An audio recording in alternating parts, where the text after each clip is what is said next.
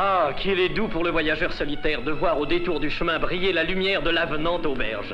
Un chaleureux accueil le récompensera des pénibles moments qu'il vient de passer dans la tempête, et en joyeuse compagnie, il prendra part au succulent repas. Je me demande, en bien réfléchissant, si c'est pas le bon Dieu, sans en avoir l'air, qu'il a mise sur notre route, cette auberge. Peut-être même, ce voyageur aura-t-il la chance d'assister à la touchante idylle de la fille des estimables patrons et d'un jeune novice. Mais le bon Dieu descendrait lui-même pour les marier, ces beaux enfants. Rien que pour se faire plaisir. Idylle qui se terminera par un mariage. Tiens, un mariage? Curieux, ce mariage. D'ailleurs, à y regarder de près, beaucoup de choses sont bizarres dans cette auberge. Oh mon Dieu, comme je suis tombé.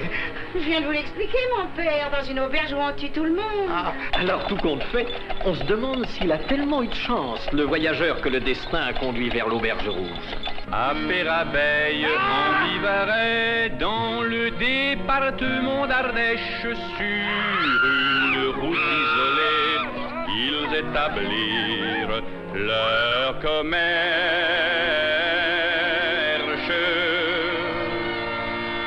L'auberge est sur le grand chemin où ils égorgeaient les humains.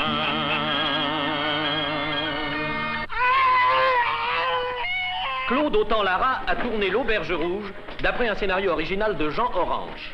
Le metteur en scène du Diable au corps a réalisé un film d'un style nouveau où Fernandel fait la plus extraordinaire création de sa carrière. Dans la nuit, dans la tempête, au milieu des loups affamés de chair humaine. Oh, vous savez, il n'est pas plus mal là qu'ailleurs. Pensez qu'ils vont être dans le ventre d'un cochon. Et après, qu'est-ce que ça peut faire, puisqu'on tue tout le monde?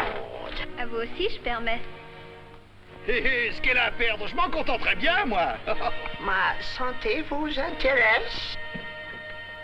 Oh, mais c'est de l'or.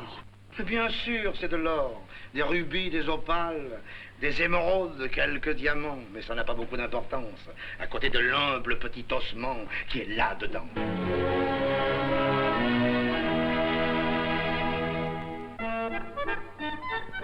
Caroline. C'est un bonhomme de cloche. Ben appelle-le, fétiche, le Merlin. Et appelle-le. Il est pas loin, il t'entendra. Et appelle.